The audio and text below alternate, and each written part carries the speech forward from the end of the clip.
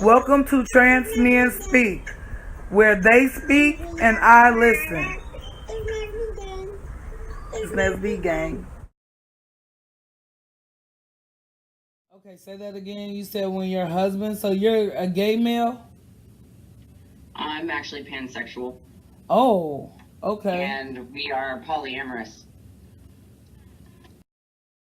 We date other people outside of our marriage. Oh. How does that make you feel? That's something I haven't heard. So, it would be a little I'm not going to say weird, but hard to understand, I guess.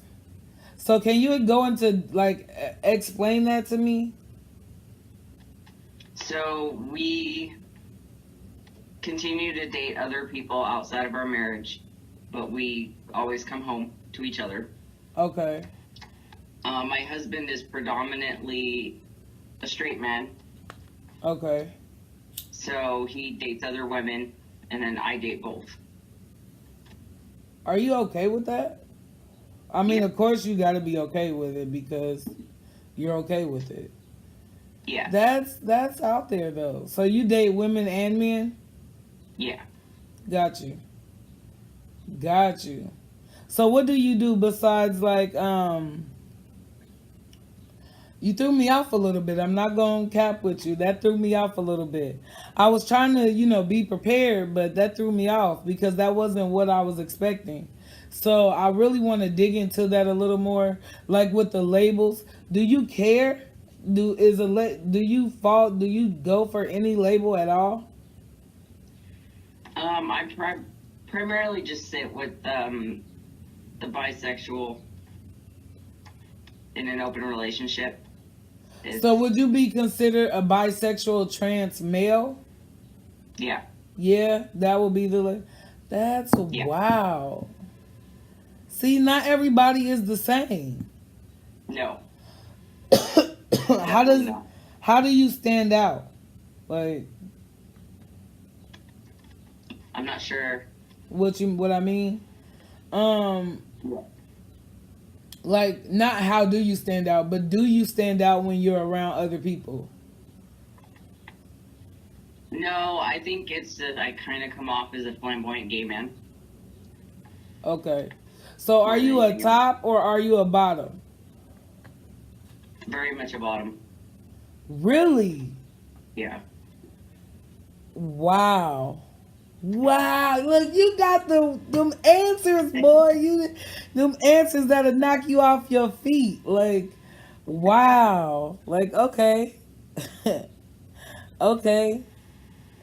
So you never you don't do the titles are you doing it medically or are you transitioning naturally? And what I mean by that, are you going to well you're already on T, so I'm guessing medically. What are the physical changes that you're looking forward to? Mostly top surgery and facial hair. Nice. When are you getting your top surgery, do you know? I don't know yet. I'm actually getting ready to move out of state, so we're gonna get that handled first. Nice. Nice. Where are you going? New Mexico. Really? Yeah. What's in New Mexico? A job for my husband. Nice. And the cost of living is better than where I'm at now. Okay. Okay. Do you feel like you fit in any stereotypes whatsoever? Or you just not so much stereotypes but labels, you just don't care, or what is it? Do people ask? Do they ask questions? Nobody tends to ask questions? No, but I kind of give up the information somewhat freely, depending on the situation, and then I'll get questions, but generally nobody says anything until I say something kind of ominous that could direct them in one way or the other. Got you. So how did your family handle your transition? My mom took it really hard, like I had died, and one of my sisters did as well. Really? Yeah, they moved past that fairly quickly. I think they kind of connected a lot of dots, um, to where most of the rest of my family said, "You do you, or you'll never be happy." And That makes my sense. oldest three went, "Well, duh." Huh. So Yeah, that makes sense. yeah. So, I definitely learned a lot talking to you today. So I definitely want to now just get your whole story, like coming out story, everything. Do you mind talking about it with me from like Sure. beginning to end? Okay, go ahead, start for me. I grew up in a small town that there wasn't much diversity whatsoever. And so terms and stuff weren't thrown around. You were either a cowboy or you just didn't really fit in.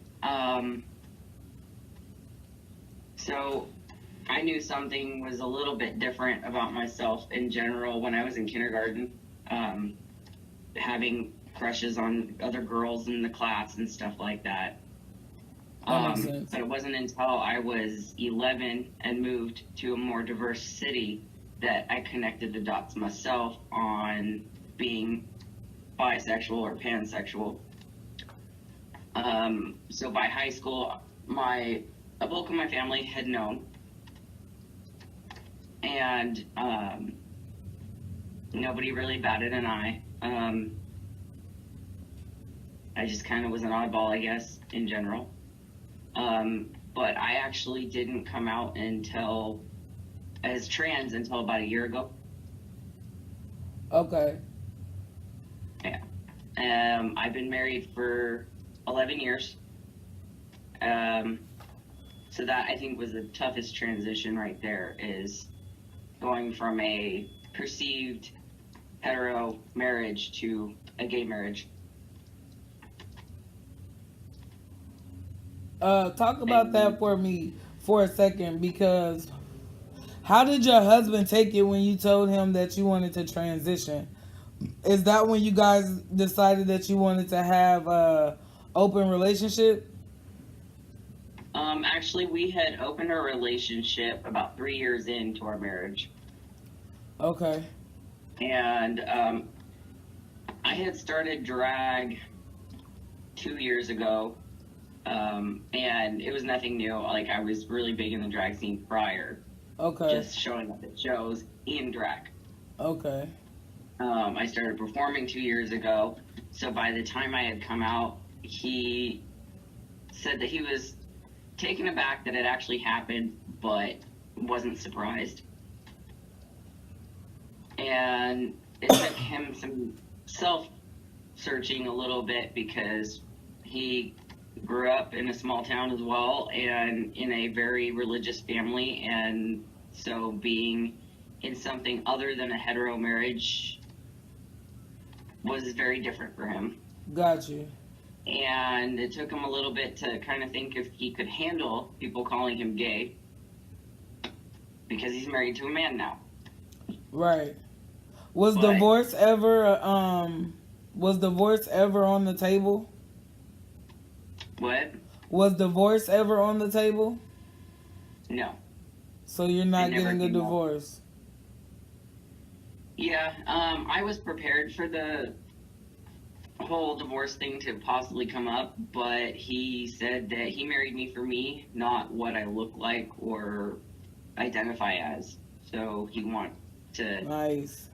keep moving forward. Nice. So you have an Yeah. awesome support system behind you, is what it sounds like. Yeah, I've been quite surprised myself. Hey, I'm not gonna lie, I was surprised too. When it came to like talking to my family about me transitioning, I was completely taken back by their response, because I thought it was gonna be something and it totally wasn't. Yeah, Honestly, I thought, yeah, that's what I got too. yeah. So, um, Yeah, I think my biggest worry was my grandmother outside of my husband, because she's always been kind of like, ew, people, gross, you know. And then I don't know, she's gotten older, she's suddenly like an Ellen fanatic and stuff like Ellen that. would So I be was the like, one I to don't know, break it her. was You hear me? interesting.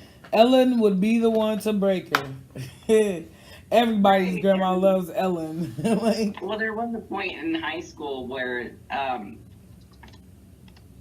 I was, we go to Fort Bragg for the summer, and I was the only one with them for the 2 weeks. And her friend came over complaining about their granddaughter dating somebody of a color and how races need to be separated. A whole bunch of baloney. And I'm trying to read a book, like trying to ignore the conversation as much as I can. And my grandma, of course, turns around and goes, "Yeah, but Chris," which was my given name, okay. dates these guys that wear dresses.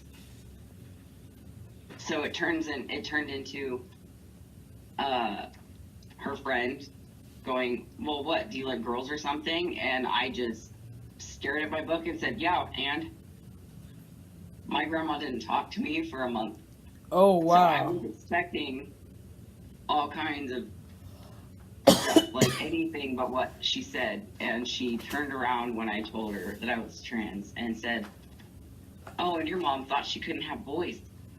That's all she said. And I was like,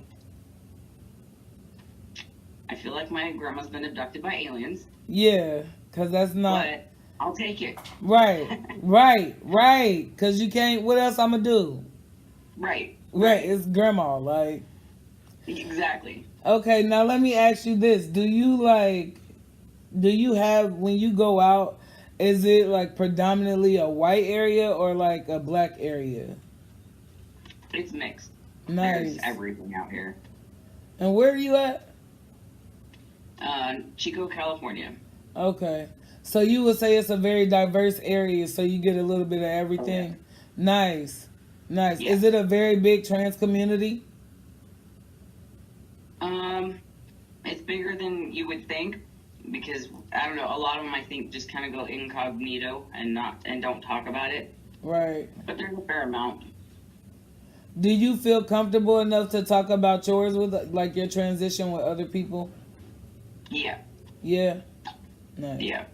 So do you still deal with dysphoria, or has that ever been an issue for you? I still do. I have days that are pretty hard because I just won't feel quite right for the day, and I'll go out and get mammed everywhere I go. Not entirely sure why or how, but they just do, and Do yeah. Do you find it hard dating? yeah. Yeah. Oh yeah. You run into a lot of people that are like, "Well, you're pre-surgical, right? Because that's all that matters." And you're just like, "No, it's not what matters." But okay. So you find yourself turning away a lot of people who are just going basis on what you have in your pants Yeah. to identify you as opposed to who you are. Yeah. Um, but I So found you that's so the you one. definitely blend the lines between gender and sexuality. Yeah. Mhm. Yeah. That's Yeah, crazy. and I find that it's not so much amongst women, but it's more so among men out here. How do you feel like you fit in with the cisgender male community? You feel like I don't. you don't? I Yeah. don't feel like I fit in any particular category. It's more like I think I straddle the lines of non-binary Okay. in most ways. Nice. Nice. If there was a positive message that you wanted to share with other trans men, go ahead and share it now, please. It may not be an easy thing to do, but you got to do whatever's going to make you happy. And there are people out there willing to step up and be the family you need. Definitely. And all you can do is reach out, ask questions. There are people who are willing to answer your questions and be there for you, regardless of what your situation is at home. That's what's up. That's definitely what's up. It was nice talking to you today. It was nice talking to you. Thank you. Hmm. Thanks for watching another lit ass video from the Nesby Gang.